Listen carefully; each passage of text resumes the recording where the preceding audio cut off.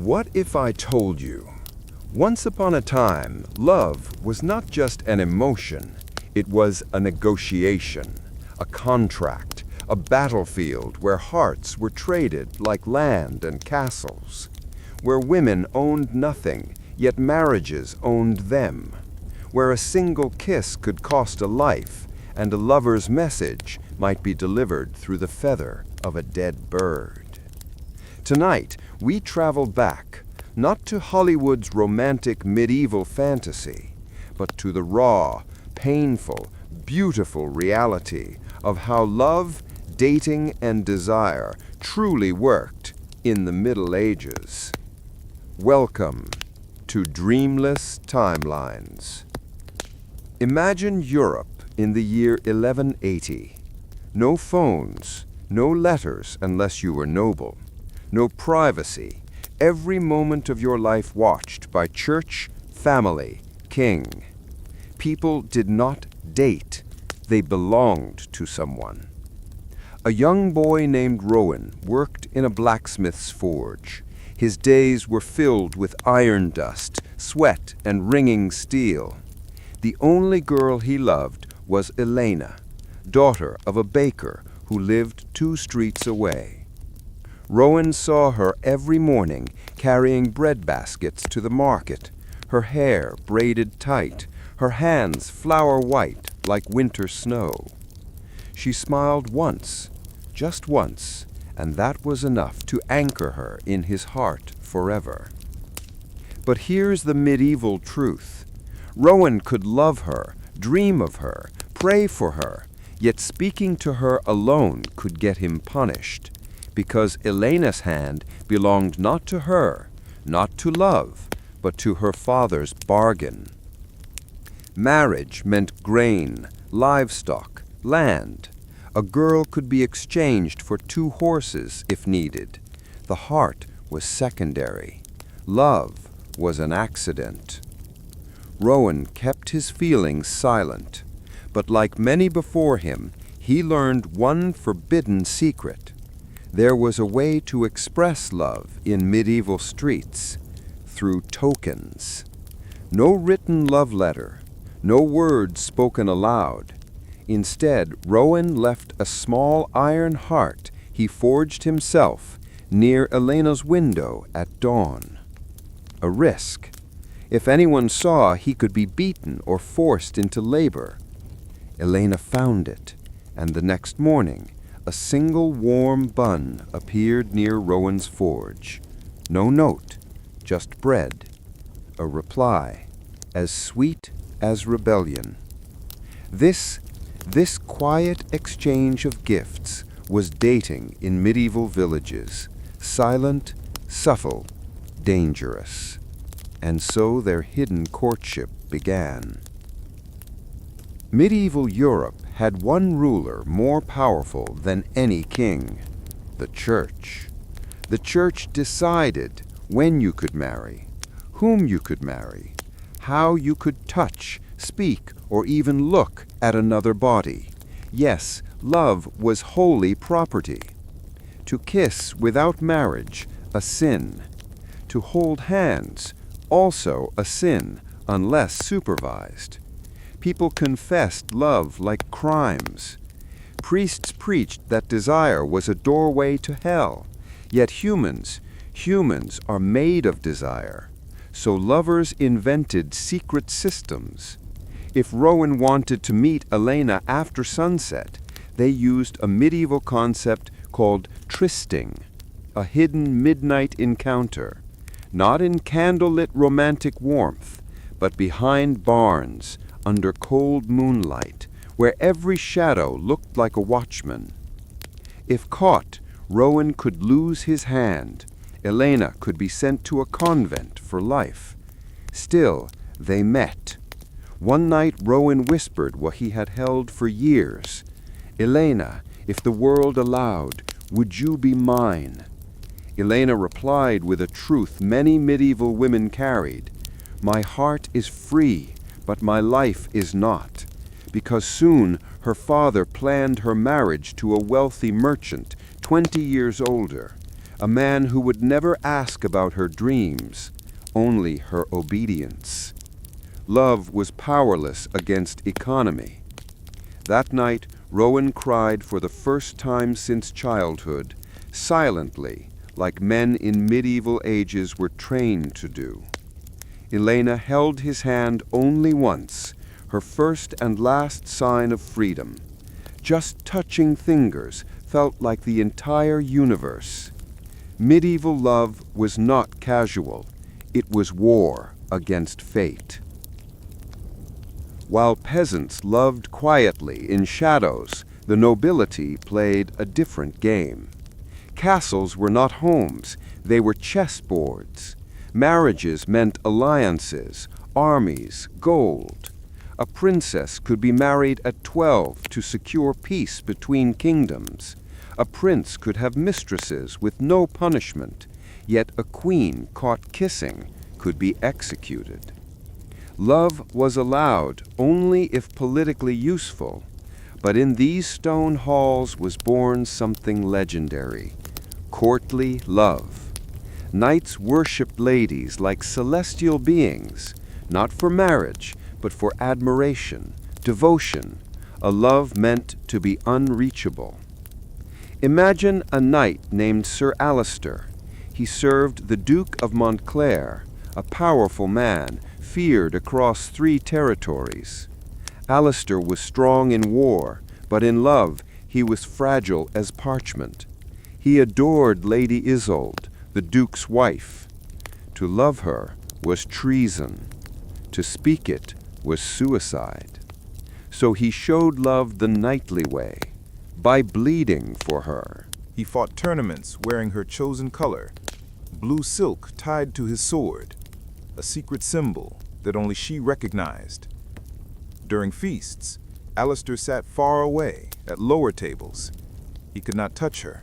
He could not dance with her. But Isolde watched him, silent, from across the hall, with eyes that spoke 1,000 unsent letters. Their love lived in glances. And history tells us many courtly romances never ended in marriage. They ended in poetry, heartbreak, or in execution when discovered. Medieval dating was not soft.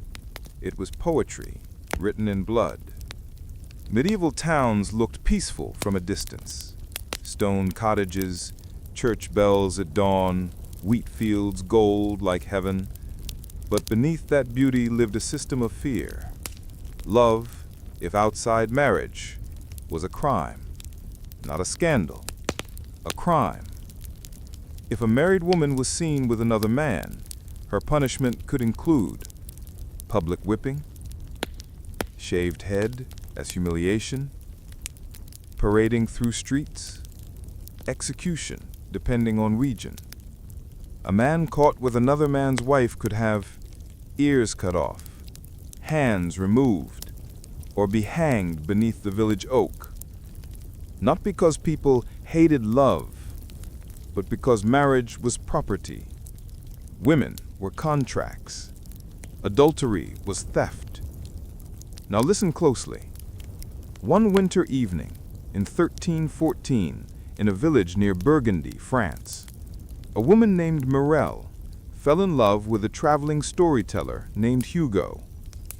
Her husband was a drunk errand merchant, twice her age, violent and jealous. His fists spoke in more than his words. Hugo arrived with music and stories, with laughter the village had forgotten. He sang of kingdoms across the sea, of lovers who defied death, of queens disguised as peasants for love. For the first time in her life, Morel felt alive. She met Hugo in barns, in forests, near the riverbank, where reeds whispered like witnesses, but secrets wrought in silence. One night Hugo was seen leaving the barn alone. A neighbor reported it, not out of morality, but envy. In those days, betrayal often came from petty minds. Guards dragged Hugo to the market square. He begged for mercy, for love, for simple understanding. But love was not a defense.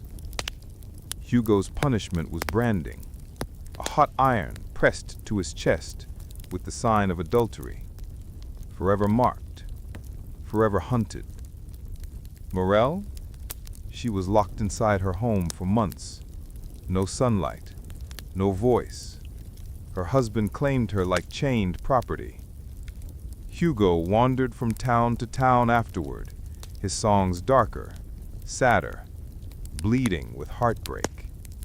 This story is not unique. Thousands lived it. Most never recorded.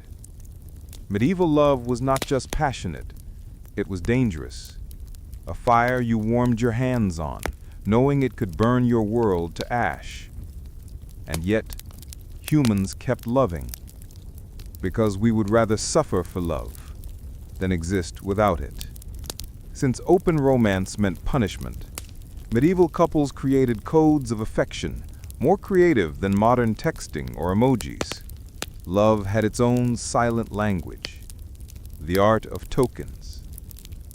A ribbon left on a doorstep meant, "I thought of you at dawn." A sprig of rosemary meant, "I want a future with you." A ring woven from grass, "I am yours, but the world must not know." Even color spoke. Blue meant loyalty. Red meant desire. White meant hope. Black meant suffering for love. If Rowan sent Elena red thread tied around a coin, it meant burning heart, but powerless hands. To reply, she might leave 3 rose petals, a silent yes. Messages passed through bread crusts with hidden carvings, wooden spoons with patterns, silk cloth folded in triangles or squares, even birds trained to deliver notes. In noble courts, lovers used poetry. Short verses, written by candle at midnight, carried more emotion than hours of speech. Your name is a wound I refuse to heal. Sent secretly, read secretly, memorized until burned. Nothing digital, nothing safe. Their love lived in memories alone. Forbidden letters. Ink was expensive, paper precious. Writing a letter was as sacred as prayer. Sometimes lovers wrote on scraps of parchment, buried them beneath old church stones, where only they knew. Some letters survived centuries, words still trembling across time. One reads, "If my love offends God, then God made love too powerful." Imagine writing such a line, knowing it could cost everything. We swipe right today. They risked death to whisper a name. Dating in medieval terms was rebellion. Before novels, before movies, before Valentine's Day, love spread through sound. Minstrels, troubadours, traveling musicians carried stories of passion across kingdoms. They were the world's first romance influencers. A single song could make a lonely girl dream of a man she never met. A widow light a candle for a future she thought impossible.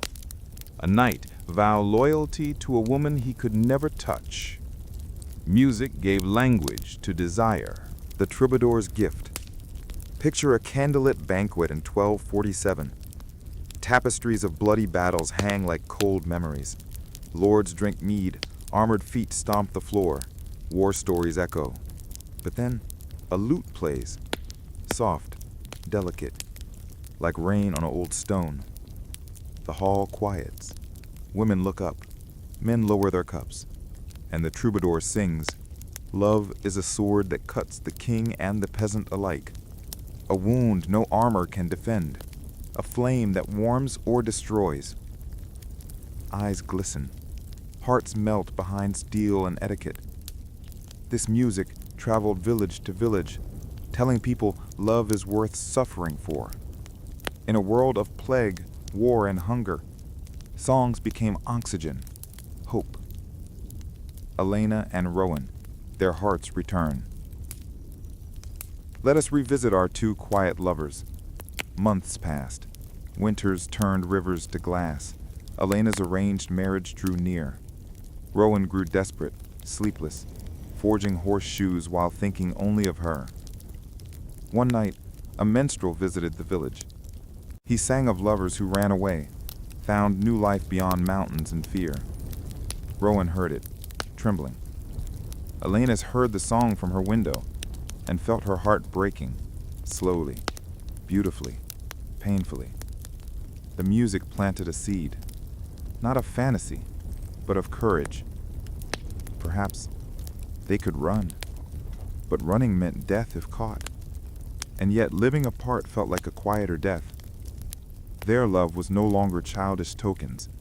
It had become a rebellion against destiny itself, and destiny would not go quietly. To understand medieval love, we must understand medieval womanhood. A woman could not choose whom she married, where she lived, what work she did, whether she became a mother, whether she wished to love or not. Her existence was a chain of ownership, father to husband to son to church. Even high-born ladies lived inside gilded cages.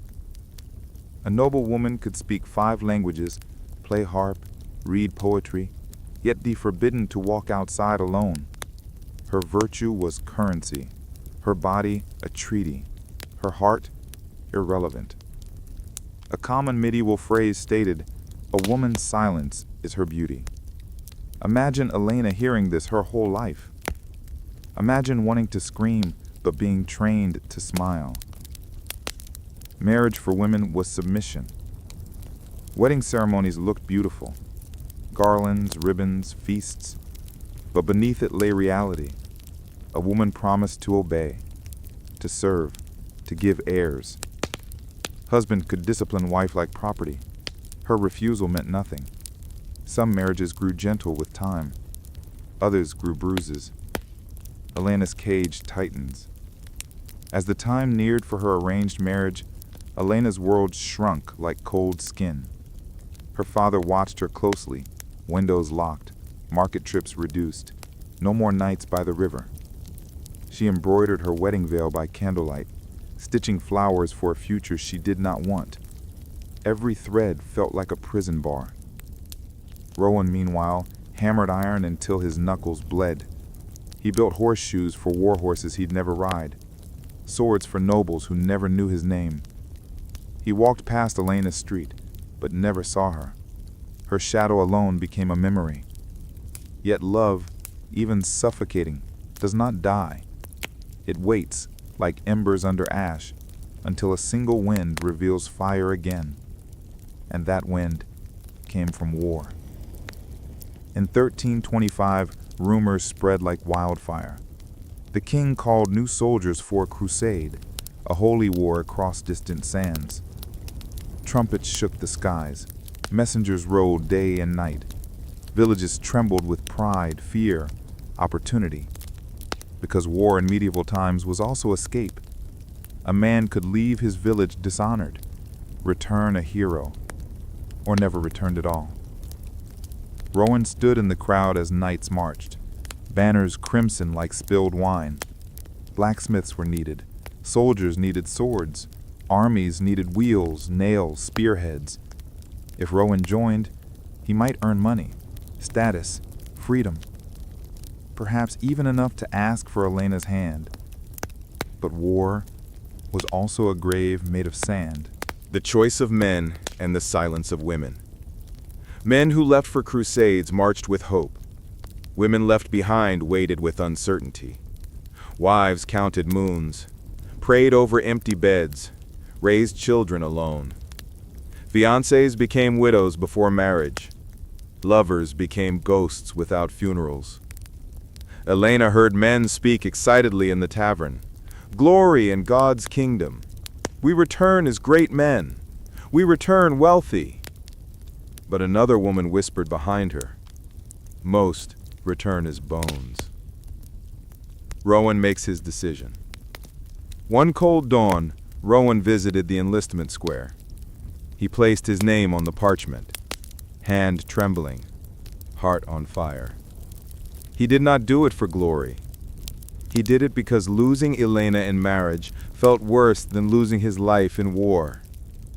That night, he left her one final gift, a forged iron ring, imperfect, heavy, handmade. Not a marriage ring, a promise ring. He placed it on her windowsill, like a final breath. Elena woke at sunrise, found the ring, cold like fate, yet warm like memory. She pressed it to her heart and wept without sound. The last meeting before war. The night before Rowan departed, Elena escaped her locked room using bed sheets like rope. Barefoot, breathless, terrified, she ran to the river where they once met. He was already there. Not a boy now, but a man shaped by loss. They touched foreheads silently, as though language was too fragile for pain. Rowan whispered, "I will return for you." Elena replied, "I will wait, even if the world forbids it." No kiss. Kisses were dangerous.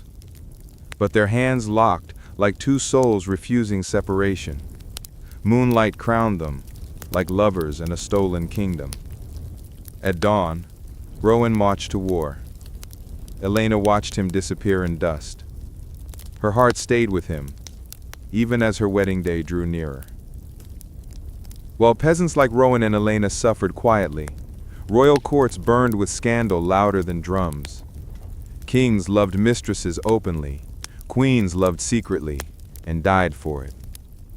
History remembers one queen, Eleanor of Aquitaine, fiery as summer storm. She led armies beside her husband, the king. She wrote poetry, challenged priests, and shaped politics. But rumor says she also loved another man, a knight, a poet, a soul of music rather than power.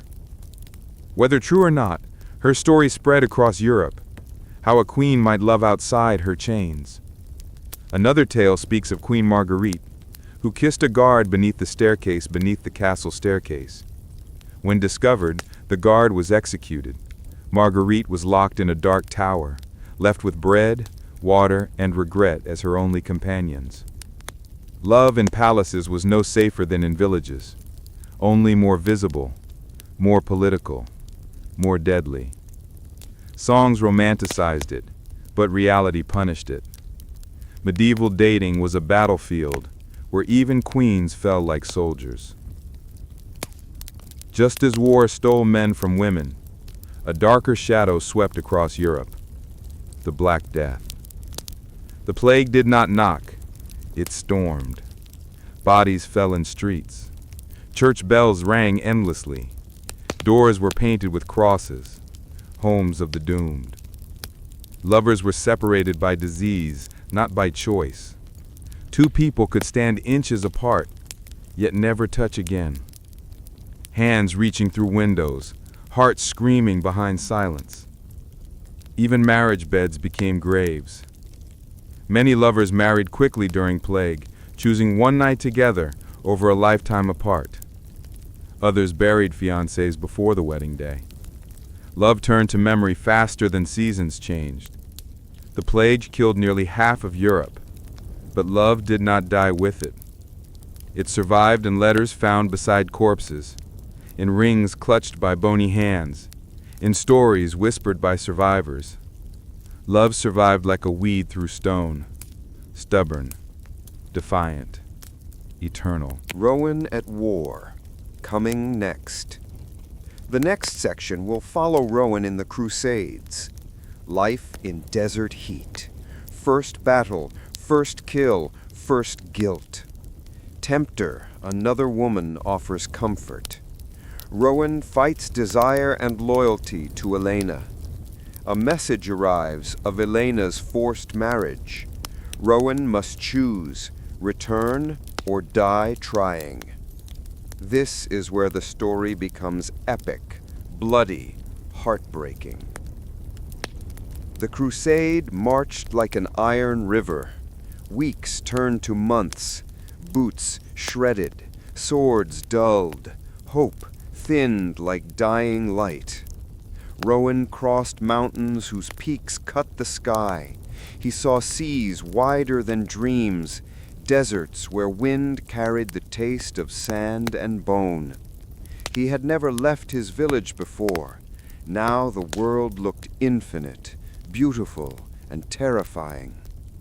Nights by campfires were filled with songs of home. Men spoke of wives waiting with children in their arms, of sweethearts weaving letters in candlelight. Rowan only held one thought: Elena.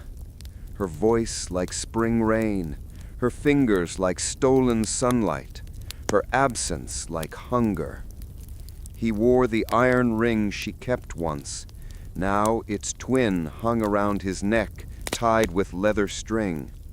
Every scratch felt like a heartbeat. First blood. The first battle was nothing like the songs. There was no honor, no shining knightly duel, only screaming, mud, steel meeting flesh with wet sound. Rowan killed a man who looked frightened, young, not a villain, not a monster, just someone who wanted to live. Afterward, Rowan vomited behind a broken wall, hands shaking like frost on branches. He whispered Elena's name as though it could wash blood from memory. War aged him faster than winters. He learned to sleep lightly, eat little, forgive less. Yet beneath the brutality, Rowan carried reason to endure. He would return home. He would stand before Elena. He would earn their future. But fate was sharpening its own sword. After a brutal campaign, Rowan's unit rested in a coastal city. Markets smelled of saffron, dates, roasted lamb. The sea shimmered like melted silver. Here Rowan met Layla, daughter of a healer, eyes dark as night without stars, hands gentle as river foam. She treated Rowan's wounded arm after an arrow grazed him in battle. Her fingers were soft, warm, healing. She asked his name. He answered. She asked who waited for him back home. He fell silent, then spoke. Elena, she is my heart. Layla nodded, smiling with sadness. She understood love that hurts to speak aloud. Days passed. Rowan returned for bandages, or perhaps for comfort deeper than medicine. Layla listened to his stories about snow, about pine forests, about Elena's laughter like chimes in wind. Layla said nothing of her own hope, but her eyes spoke softly. If she is your heart, why do you tremble with loneliness? One evening she offered Rowan a drink of sweet pomegranate wine. Their hands brushed, electric, dangerous. Rowan stepped back as if struck. I cannot, he whispered. Layla's voice a sigh of wind across dunes. I know, but war takes men faster than love saves them. If death comes tomorrow, would you still choose absence tonight? Her question was a blade sharper than steel. Rowan felt his chest burning, not with lust, but grief. He chose loyalty. He walked away. But temptation is not a single moment. It returns like tide. 3 months into siege warfare, mud thick like blood beneath boots, a messenger arrived with a sack of letters from Europe. Rowan's hands trembled as he searched. At last, his name, a letter. From Elena? From home? He tore the seal. The ink inside felt colder than steel. Rowan, forgive me. I am to be wed in spring. My father has chosen. I have no voice in this world. I pray you live, I pray you forget me. Your ring is hidden beneath the oak by our river. Elena. Rowan could not breathe. His vision blurred. Sand swirled in the wind like funerary ash. She was alive, but no longer his future. He collapsed to his knees. Other soldiers stood silent, knowing that war killed hearts as much as bodies. That night, Rowan did not eat, did not speak. He sat alone beside the campfire, watching its embers die like hope. Layla approached quietly with water. "News from home?" she asked. Rowan nodded without raising his eyes. "She is to marry another." Layla knelt beside him. No triumph, but only empathy. "You are not alone, and you do not have to carry this pain without warmth." Rowan looked at her then, really looked at her. Her kindness, her strength, her presence in the dark. In a world crumbling, Layla was shelter. He let her hold him as he broke. He wept into her shoulder, the way he once dreamed Elena would hold him. Two souls grieving two different futures. And that night, though he tried to resist, Rowan kissed Lila. It was a kiss of sorrow, not passion. A kiss of drowning, not desire. A kiss meant to heal, but left wounds deeper. When dawn came, Rowan felt both relief and guilt. Love is never simple, never clean. He had not betrayed Elena. Fate already had. But in his heart, two women now lived. One memory, one reality. And destiny was not finished. After 2 years of war, Rowan returned home. Older, harder, scarred inside more than outside. Villagers cheered the returning soldiers, but Rowan did not smile. He walked straight to the river that once reflected Elena's eyes. Beneath the old oak root, he found it, the iron ring he had forged for her, still buried where she promised.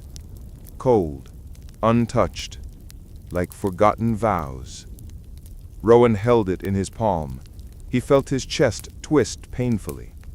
She had waited long enough to bury it herself. But he did not know one more truth, the truth that would change everything again. As Rowan stood by the river, he heard soft footsteps in the leaves behind him. He turned. Elena, not married, not gone, alive, unclaimed, standing like a ghost returned to life. Her hair longer, face thinner, eyes brighter yet broken. She whispered, voice shaking. "Rowan, I never wed. I fought my father. I refused the man. I endured winter in disgrace. I kept myself for you." The ring slipped from Rowan's fingers into the dirt. 2 years of war, 2 years of distance, 2 years of choices neither could undo. Elena stepped closer. "You came back to me." Rowan tried to speak, but he knew Lila waited far away, believing she had helped heal him. He loved Elena still, but part of him belonged elsewhere now. Love had become a battlefield no sword could win. The river flowed beside them, cold and endless like time. Rowan whispered only one sentence. "I am not the man I was." Elena's face fell like autumn leaves. Wind carried silence between them. The world had changed. They had too. And yet, their story was far from over. Autumn arrived like a slow golden blessing across Islesmore. Leaves curled into rust-red spirals. The wind tasted like ripened apples, and the air carried a smoky scent of hearth fires. Weddings during this season were common, not just because the harvest created abundance, but because winter was a test of survival no one wished to face alone. Ilara and Rowan, despite their barriers, continued to meet in flickers of stolen time. At first, it was only at lessons, archery, riding, and basic sword handling, but slowly Rowan discovered excuses.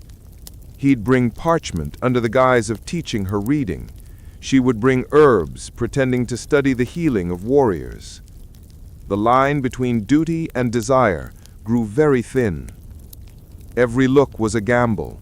Every word was a risk. Every heartbeat was louder than the last. The Eyes in the Shadows. In the castle lived Sir Aldrich, one of Lord Hereford's most loyal retainers, a man whose loyalty was carved from stone and sharpened like iron. He believed in order, in propriety, in alliances secured through marriage, and he watched Rowan with growing suspicion. One evening, when dusk dyed the world purple, Aldrich followed Rowan unseen, through courtyards, through the quiet chapel, through the hidden garden where the apple tree arched wide like an umbrella of secrets. There he saw her, Ilara, her cloak slipping from her shoulders like moonlight. Rowan reached to secure it, a tender gesture, but in medieval eyes, an explosive sin. Aldrich's jaw tightened with righteous fury. His duty was clear: report the transgression, protect the alliance, secure Ilara's marriage to Sir Godric of Northcross. Yet he hesitated, because what he saw in Rowan's face was not lust, it was devotion, something rare, something dangerous, something powerful. And he, like the others, had heard of the dream plague, somnus tenebris. If the Lady of Timelines had chosen Ilara, perhaps love was woven within fate itself. But duty outweighed wonder, and duty always demands a price. The First War of Hearts. Rumors began to coil through halls like smoke. The lady spends much time with the young commander. Have you seen them walking by moonlight? No noblewoman should laugh like that beside a man not yet her betrothed. The whispers multiplied. Servants carried them. Squires repeated them. Eventually they crawled into Lady Hereford's ear, Ilara's mother, and like a knife wrapped in silk, she summoned her daughter. No guards, no raised voice, that was not her way. Just 4 quiet words. Do not see him. Ilara felt the world collapse inward, like a tower built of thin bones. Mother, Rowan is loyal, kind, brave. He is beneath you. He is not. He is not a lord's son. Silence. Ice cold. Final. Ilara bowed, but inside she fractured like stained glass under a hammer. A week passed without a single stolen moment. Rowan waited. Ilara wept in silence. Dreams faded like footprints in frost, until one night after the harvest feast she slipped away, hooded, trembling, heart roaring like a captured bird. Rowan waited by the old mill pond, where moonlight shattered across the water like broken silver. He turned when he heard her steps, and every ache in their bodies burst like wildfire. No words, just immediate closeness, like gravity itself pulled them together. They know, she whispered. Then we must leave, he breathed. A reckless suggestion. To flee meant treason, exile, death. But to stay meant watching each other suffer. Rowan cupped her face, rough warrior hands, soft, noble skin, and that single touch carried every dream they were not allowed to speak. If the world denies us, he said, voice breaking like dry leaves, then we will make a new world. And she believed him. For one heartbeat, hope felt invincible. But medieval love was never allowed to flourish freely. Because that same night, Sir Aldrich stepped from the shadows, sword drawn, oath burning behind his eyes. The confrontation. Moonlit steel glinted between them. Lady Alara, return to the castle. No! This man tempts you to ruin. He threatens alliances that protect us all. Rowan stood between Aldrich and Ilara like a wall of bone and will. If you harm her, I swear, you swear nothing. I love her. The world froze. Love spoken out loud. A death sentence. Aldrich's expression flickered. Anger, pity, duty, regret, all warred inside him. You cannot rewrite fate with feelings. Watch me. Rowan reached for his blade. Aldrich's voice thundered. Draw iron, and you choose war. Alara stepped forward, grief and courage blazing in her eyes like two burning suns. Then let there be war. The shock was absolute. A noble woman, defying politics, family, feudal law, choosing one man over entire kingdoms. Aldrich did not strike. Instead, he did worse. He turned, walked away, and his footsteps guaranteed the storm to come. Snow arrived early that year, fierce, uninvited, like a wolf at the door. The castle bells rang before dawn, loud enough to shake frost from rooftops. Alarm woke to chaos. Servants rushing through corridors, armor clattering like thunder, war banners unfurled in crimson streaks. Rowan had been summoned, not to a feast, not to celebration, but to war. A distant northern faction, the Frostborn, had raided borders and torched outposts in the night. The king had ordered a retaliatory march, and Lord Harenford answered without hesitation. Soldiers were needed. Commanders were required. Rowan, the best among them, was chosen to ride with the first wave. He was to leave before sunrise. Ilara felt her heart plunge into darkness. She knew what this meant. This was not duty. This was removal. A clean separation disguised as honor. A noble woman could not argue. But a woman in love could defy the world. She ran, barefoot, through biting wind, her breath fogged like ghosts behind her. She reached the armory courtyard just as Rowan mounted his horse. Steel armor, wind-whipped hair, eyes that held storms. For a moment, she couldn't breathe. Rowan! He turned, and pain shattered him. Ilara, don't. If they see you, let them. He dismounted. Their hands found each other like magnets in a world of iron laws. No words were needed. But words came anyway, desperate, trembling, unstoppable. They're sending you away because of me. No, because they fear what we are. And what are we? He leaned closer, forehead to forehead, last warmth before winter swallowed them both. We are the kind of love history tries to erase. A horn blared. Soldiers began to move like a river of iron. Time was pulling them apart. Ilara reached into her cloak and pressed something into his palm, a silver locket engraved with two intertwining trees.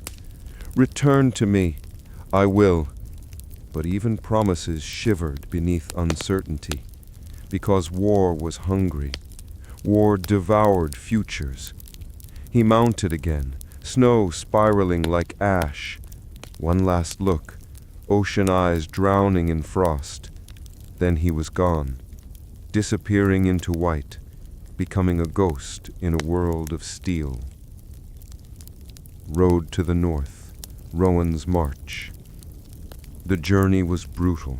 Knives of wind cut through furs, horses stumbled through waist-high drifts, supplies froze solid.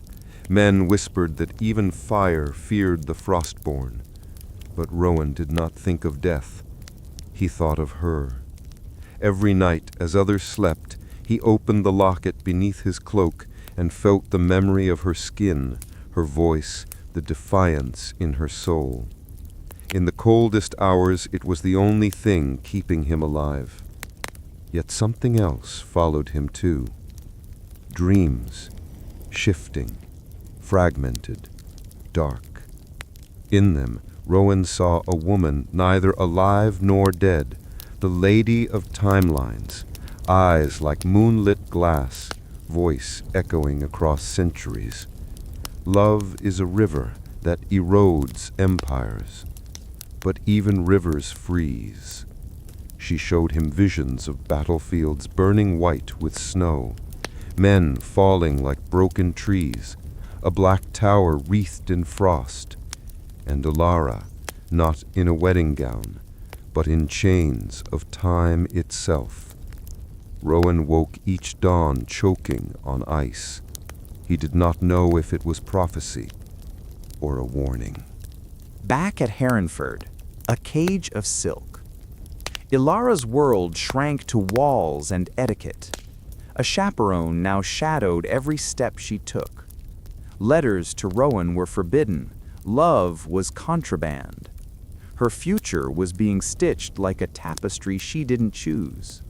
She was to marry Sir Godric of Northcross in the spring, a man twice her age, a man who valued alliances, not affection, a man whose first wife had mysteriously died. Each day she endured lessons in wifely obedience, in managing estates and birthing heirs, in smiling without desire. But at night? At night she slipped into the dream realm, the domain of somnus tenebris. Rooms melted into forests, doorways turned into rivers, reality thinned like parchment. And there, standing beneath a sky made of clockwork stars, was the Lady of Timelines. Tall, otherworldly, robed in constellations and candle smoke.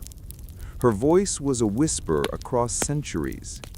Child of winter, choose carefully. Love is powerful, but power has cost. Ilara dared to speak. Will Rowan return to me? If he survives. And will we be together? Time paused, worlds held breath. Yes or no? Both futures exist. Only one can live. Then everything shattered like glass struck by fate. She woke gasping, sweat cold on her skin. A choice awaited her, one that could change history, one that could save Rowan's life or end her own. The northern wind no longer howled like weather. It screamed like something alive. Rowan stood before the Frostborn for the first time on a battlefield where snow was not white, but pink, stained by the memory of soldiers who did not rise again. Helms glimmered like shards of frozen moonlight. Axes heavier than prayers swung through ribs like parchment.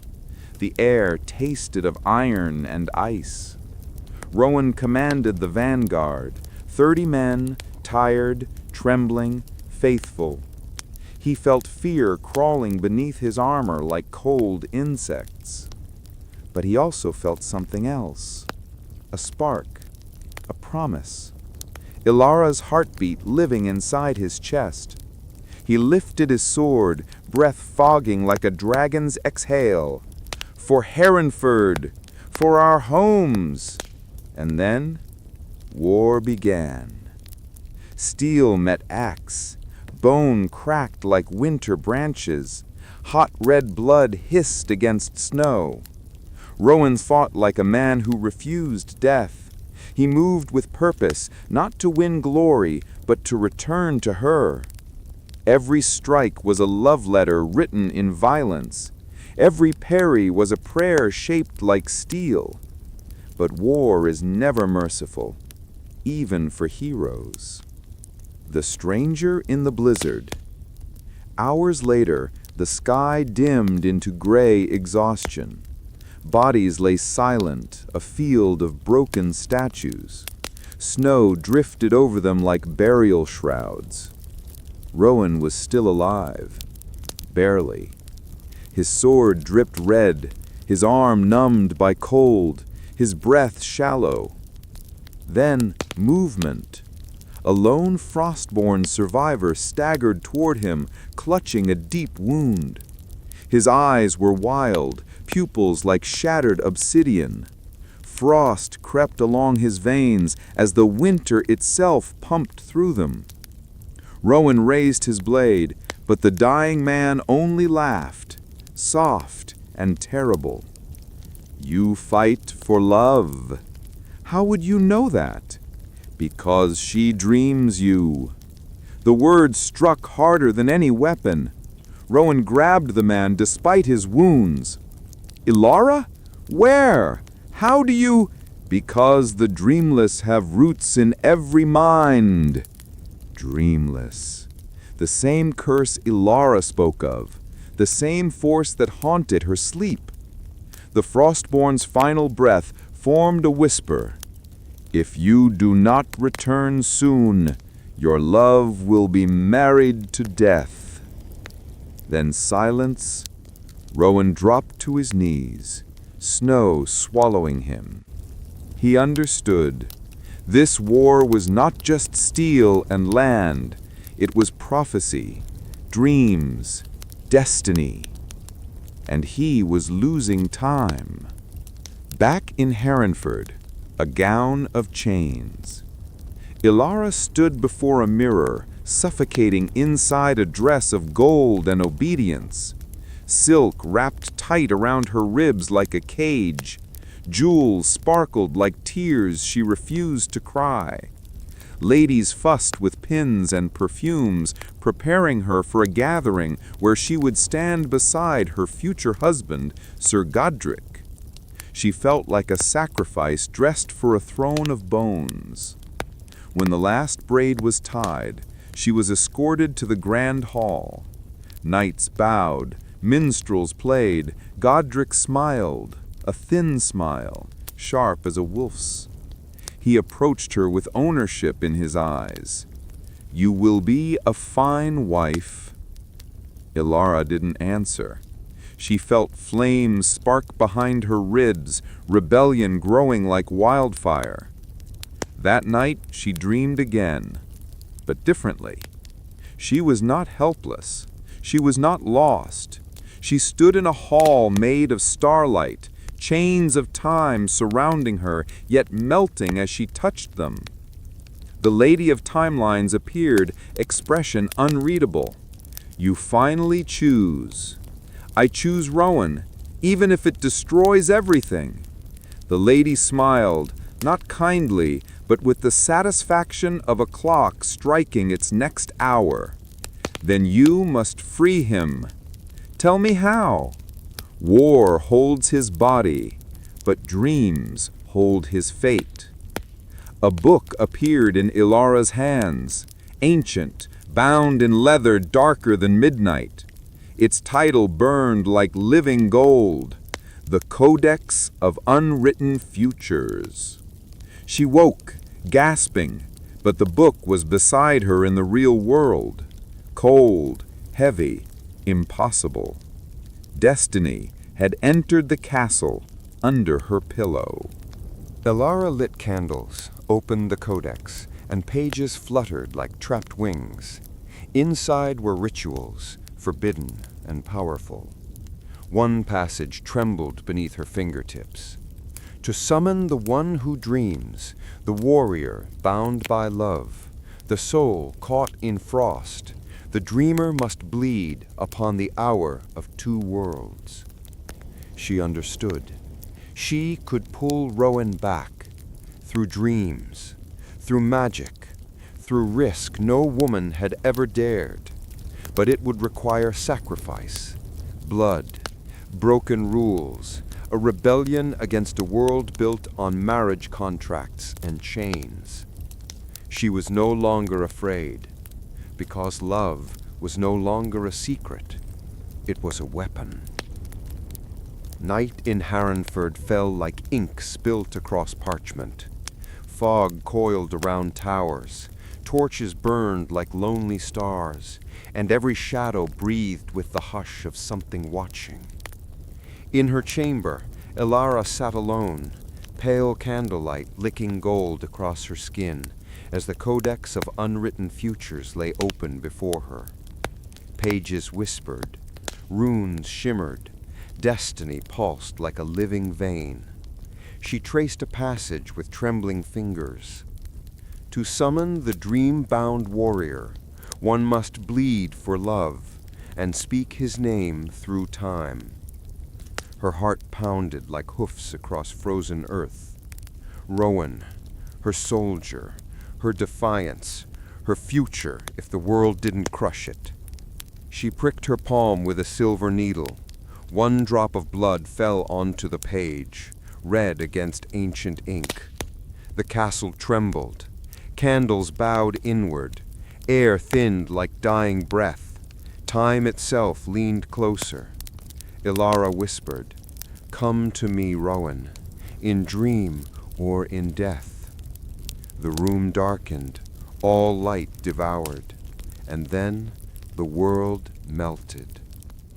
Rowan's dream, the crossing of two souls. Far to the north, Rowan slept in a war tent filled with snores, frost-burned cloth, and the scent of iron. His men rested uneasily, some twitching, muttering, trapped in dreams they could not escape. Rowan's heartbeat slowed, his vision blurred. Snow swallowed sound. Then he was no longer in his tent. He stood in a place between worlds, a forest made of stars, branches dripping constellations like fruit. The ground shimmered like frost laid upon glass. Water rippled upwards, rivers flowing into the sky. He knew this was no ordinary dream. And then he saw her. Elara walked toward him barefoot across silver moss, hair flowing like ink in water, light bending around her like worship. Her eyes held galaxies, sorrow and hope intertwined like threads. Rowan dropped his weapon, knees weakening. "Elara, I reached you." He touched her, her skin warm, alive, real. Not memory, not illusion, presence. They fell into each other like gravity had been waiting centuries. Her fingers traced his jaw, his frozen lips found hers, and time cracked open like thunder. Their kiss tasted of summer and snow, of unfinished futures, of everything they weren't allowed to have. But dream worlds are fragile. The stars flickered. The forest shivered.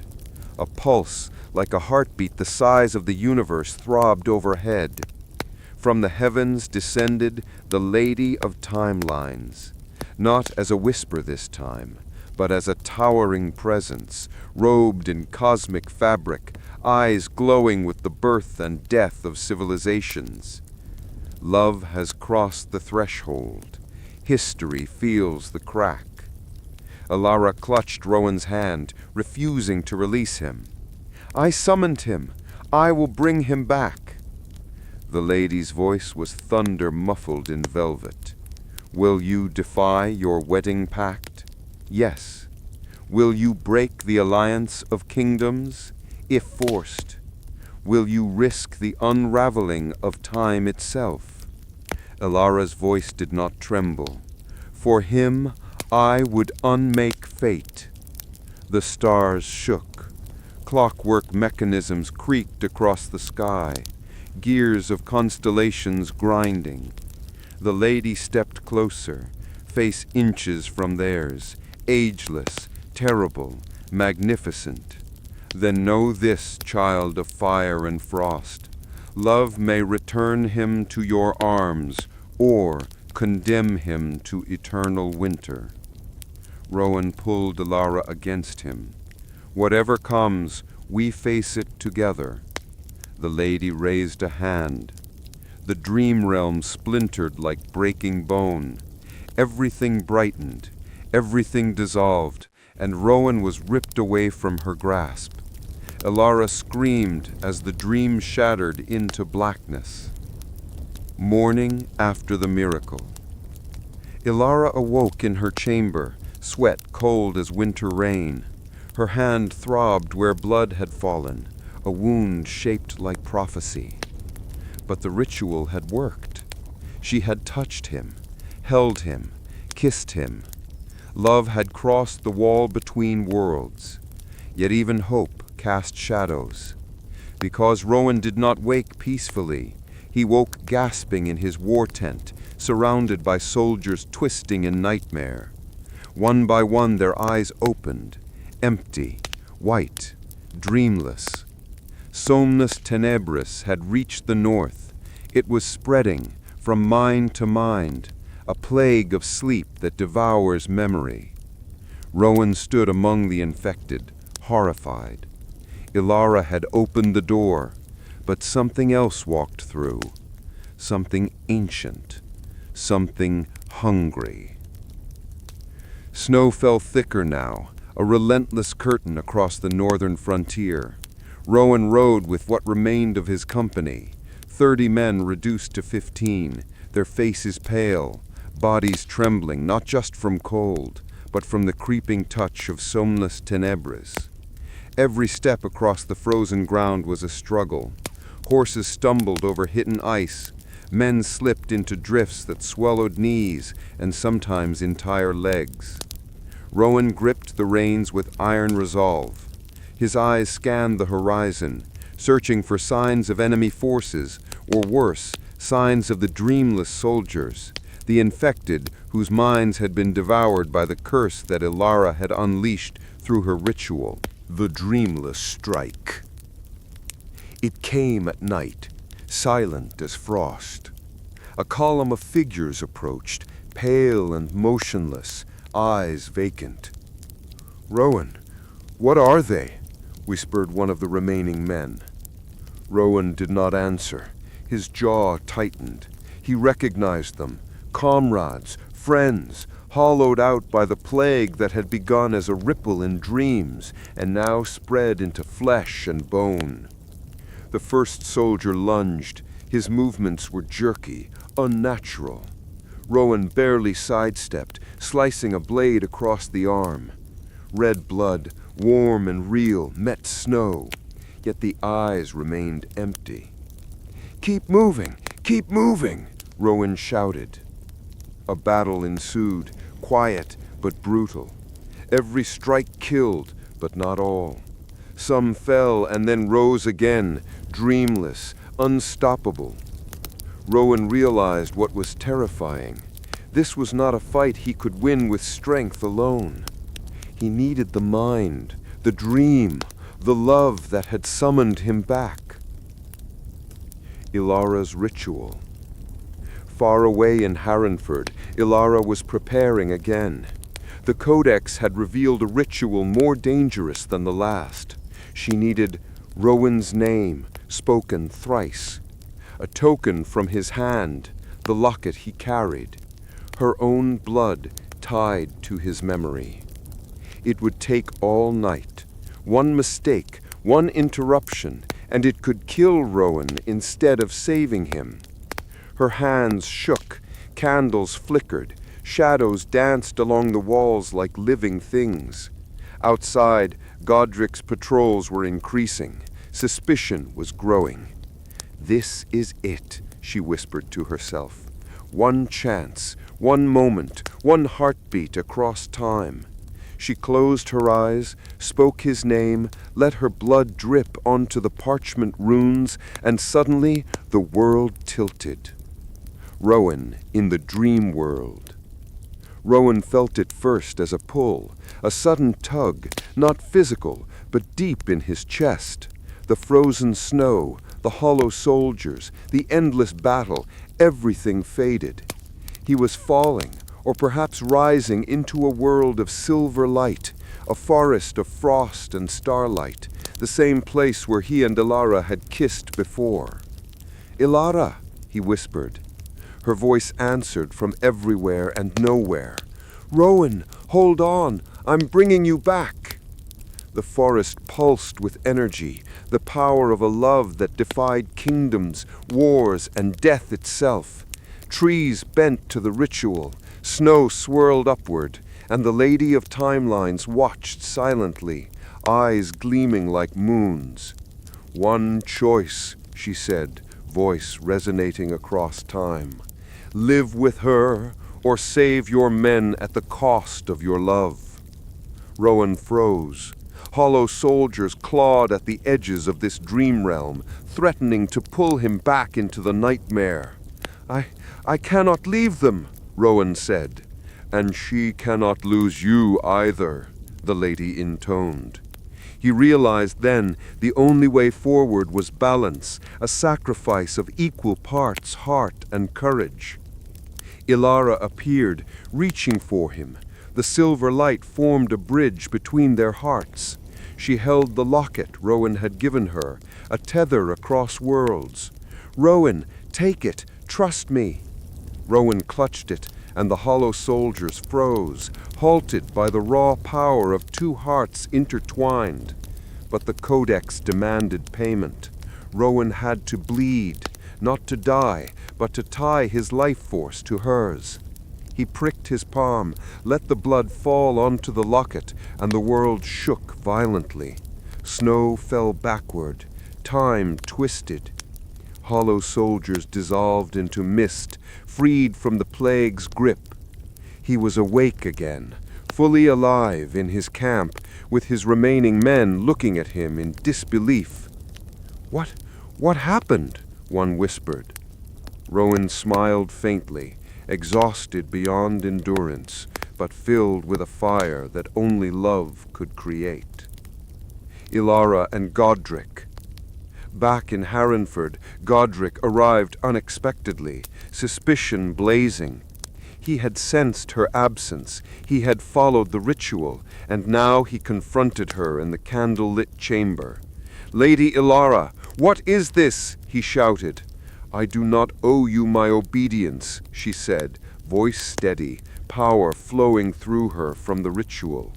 Godric advanced, sword drawn, but the ritual's energy flared. A wall of shimmering silver light erupted between them. Godric froze, shielded not by metal, but by magic rooted in love and destiny. "Step back, or you die," Ilara said, standing taller than fear, taller than chains. The northern winter had become a battlefield not just of men, but of souls. Rowan's army, now fewer than 10, trudged through snowdrifts waist-high, following the Frostborn to the frozen plains where rumors told of a fortress carved from ice and despair. Every breath felt like fire and frost simultaneously. The hollow soldiers from before lingered at the edges, freed from the ritual, yet still haunted, shaking, trembling. Rowan walked among them, offering words, steady hands, hope. "Keep close, stay alive, the night is our ally." But he knew deep down that the night had its own plans. The Frostborn fortress. The fortress appeared like a jagged dream. Towers of ice spiraled into the sky. Walls shimmered like mirrors of frozen blood. Snow whipped against Rowan's face, stinging, blinding, cutting. "How do we enter?" whispered one of the surviving soldiers. "Through the gate," Rowan said, voice low. "Through courage." And yet, even as they approached, Rowan felt a pull, the same pull he had felt when Ilara had performed the ritual. Something across worlds was calling him forward, something demanding a test of heart. The Lady of Timeline's warning. As he led the assault, Rowan heard her, the Lady of Timelines, voice cutting across the wind, both comforting and terrifying. "Rowan, your love has saved many, but the final choice approaches. One life will be for the other. One soul must pay. You cannot save both the world and love without sacrifice. Rowan clenched his fists. He didn't want to believe. He refused. Then I will make the choice myself, he muttered. The battle begins. Axes shattered doors of ice. Swords rang against steel. Rowan fought with precision, guiding men against frostborn warriors who were cold, unyielding, and terrifyingly strategic. The snow became stained with blood, the cries of battle echoing like frozen screams through the mountains. Rowan cut through wave after wave, but he was weary. Every swing of the sword, every parry, every shouted order carved lines of exhaustion deeper into his body. Then he saw them, leaders of the Frostborn, shrouded in shadow, eyes glowing with unnatural frostlight. "Rowan of Harenford," they hissed, voices like cracking glaciers. "The woman who dares to summon you has doomed you." He didn't answer. He charged. Ilara's mastery of the Codex. Thousands of miles away, Ilara stood in her chamber, Codex open, locket in hand. The ritual was almost complete. The final page demanded a link of consciousness, a bridge that could tether Rowan to both dream and reality simultaneously. "Rowan, I am coming," she whispered. She bled, she prayed, she chanted, and the walls shimmered with a silver fire, illuminating her chamber like starlight caught in ice. Outside, Godric's men gathered, suspicious, waiting for an opportunity. But the ritual's power was absolute. No mortal hand could breach it.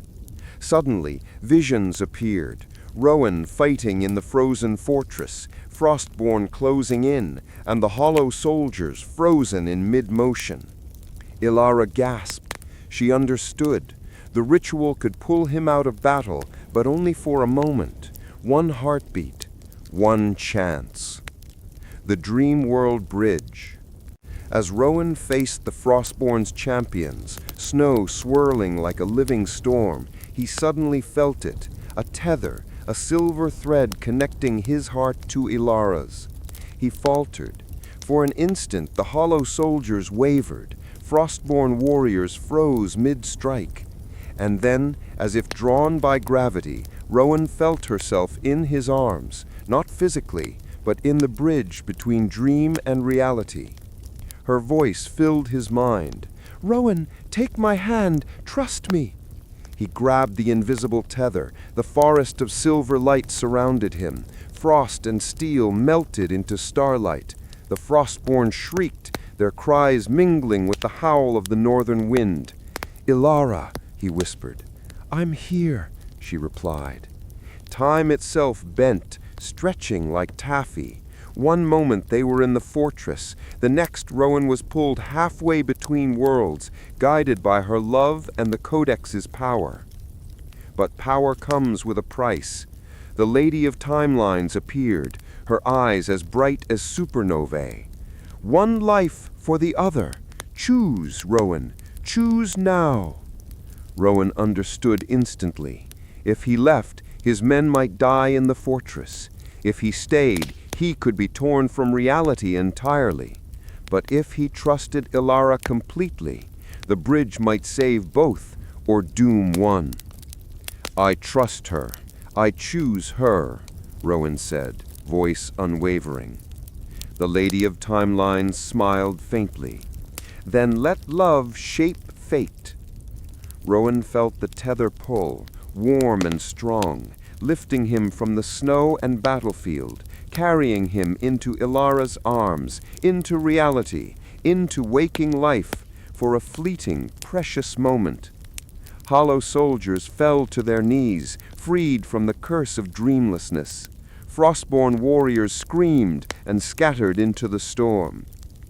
Rowan gasped for air, fingers gripping Ilana's tightly. He was alive. He was with her. Winter's grip had tightened over Harenford. Snow lay thick on the towers, roads, and ramparts, muting the sound of the world outside, but inside, the castle roared with tension. Ilara and Rowan had reunited, but the battle was far from over.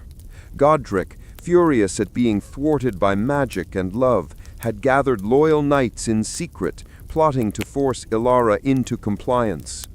"She cannot defy me," he seethed, pacing the halls, "not after everything I have done to secure her." Meanwhile, whispers of the Frostborn's remnants spread through the northern borders. Rowan knew this fight wasn't just about love, it was about kingdoms, survival, and the fragile thread of history itself. The return to Harrenford. Rowan's arrival in Harrenford was nothing short of miraculous. He rode through the gates alongside soldiers freed from the dreamless plague, their hollow eyes now restored to life, guided by the bridge Ilara had created. Snow and ice crunched under the hooves of his horse. The castle gates closed behind him, like the closing of a tomb. Yet inside, a new war awaited. "Ilara!" Rowan ran to him, her hands trembling, her cloak flaring behind her. "You're safe." "Because of you," he whispered, grasping her hand. But the moment of joy was fleeting. Godric appeared at the end of the hall, sword drawn, face pale but furious. "This ends now, Ilara. You will marry me or die." Rowan stepped forward, sword ready. "I will not let you touch her," he said, voice like iron. The tension in the hall was palpable, guards uncertain, soldiers watching, and the bridge of dreams still thrumming between Rowan and Ilara. Steel rang against steel. Godric's knights surged forward, but the Codex had granted Ilara not just protection, but control over the dream energy that now flowed into the castle. Candles burned brighter, shadows twisted into illusions of soldiers that disoriented the attackers. Rowan fought Godric directly, every strike a question, every parry a declaration of love. Godric was skilled, merciless, and relentless, but Rowan's heart beat for Ilara. Every motion, every swing carried the promise of a world where they could live free. Outside the hall, Ilara chanted, her voice resonating through the walls, turning magic into a tangible shield. Godric's soldiers faltered, illusions confusing them, and even the castle itself seemed to bend to the power of love and destiny. The Lady of Timeline's intervention. Suddenly, the Lady of Timelines appeared in the hall, a swirl of light and shadow, her presence absolute. "Enough," she commanded, voice echoing like a chime across centuries. "This war is not yours to win by force. Rowan and Ilara have proven their choice. You, Godric, are the pawn of tradition, not of fate." Godric's sword faltered in his hand. Rage contorted his face, but the lady's power was undeniable. She raised her hand. A ripple of silver energy washed through the hall, disarming him and freezing his knights in place. "Go," she said to Rowan and Ilara. "Live. But remember, the choices you make shape more than your hearts. History watches." The final sacrifice. Though Godric and the knights were neutralized, the battle had taken its toll. Rowan's men were injured, the castle damaged, and the frost of Somnus Tenebris still lingered in the minds of a few. Ilara understood what the Codex demanded. The bridge they had created between dream and reality was powerful, but fragile. To solidify it permanently, she would need to tie a piece of herself to Rowan's soul, risking her own life in the process. "Rowan, I must do this," she said, holding his face in her hands. "No, we'll find another way," he protested, desperation in his eyes. "There is no other way. Trust me." She blabbed onto the locket, the runes glowing brightly, and whispered the final incantation. Rowan felt a surge of energy like sunlight piercing ice, binding him to her completely. A scream, not of pain but of release, echoed through the castle. The bridge solidified. The dreamless plague was contained. Frostborn remnants fled into the north, never to return. Ruin caught her as she collapsed, and for a long moment neither spoke. They simply held each other, hearts aligned, history waiting to see what would come next. The northern winds had begun to calm. Snow still clung stubbornly to the castle towers, but the worst of the storm, both of frost and of fate, had passed. Rowan and Ilara stood together on the highest balcony of Harenford, looking out over the lands they had fought to save and protect. The kingdom was quiet now, but history had been rewritten in their hearts. The final threat. Even as the frost melted, a faint ripple of unease lingered. Frostborn remnants, exiles and vengeful spirits of the dreamless plague had been spotted near the northern forests, planning one last strike. Rowan, battle-worn but unbroken, led a small contingent. Their swords gleamed in the pale morning sun, banners of Harenford snapping in the wind. "This ends today," he said, voice steady, echoing through the valley. "For our people, for our love."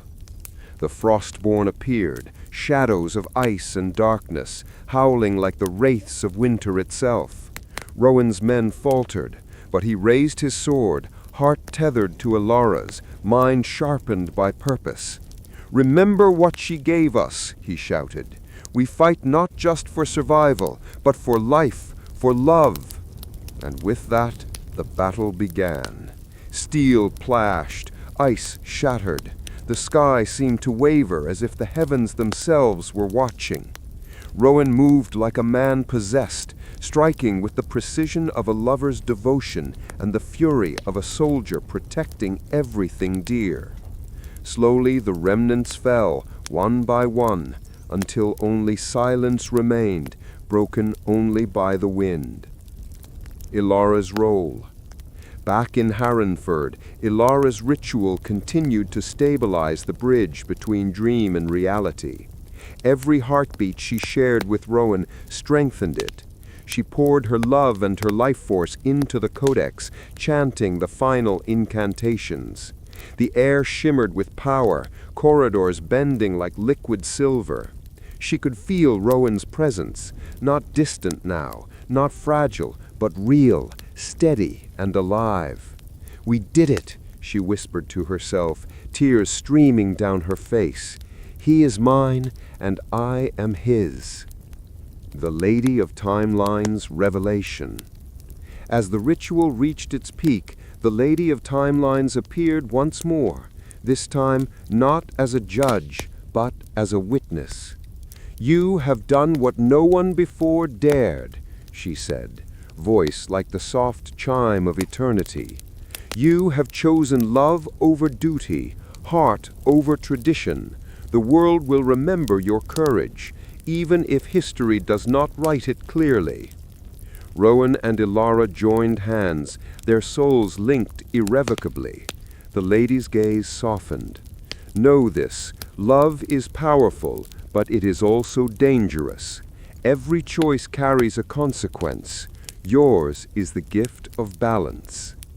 A wave of warmth passed over them, and the last remnants of the dreamless plague dissipated into the wind.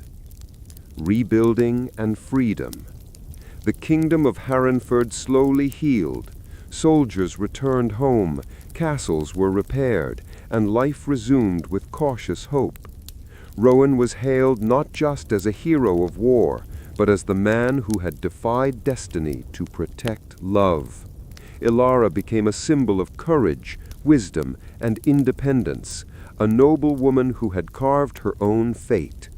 And together they rebuilt a life in which dreams were no longer dangerous, but sacred. Epilogue: The Timeless Love. Years later, the story of Rowan and Ilara became legend. Parents told their children of the warrior and the noblewoman who had dared to defy the world for love. Scholars wrote of the codex and the bridge between dreams and reality. But the two of them knew the truth. It was not magic alone that had saved them, but the courage to love fully, without compromise. They walked together through the gardens of Harenford, hand in hand, beneath skies both bright and stormy, knowing that history may forget their names, but fate and love would always remember. Together, Rowan whispered. Always, Ilara replied. And so, in a world bound by rules, war, and time itself, love prevailed, shaping the future in ways even the Lady of Timelines had not foreseen.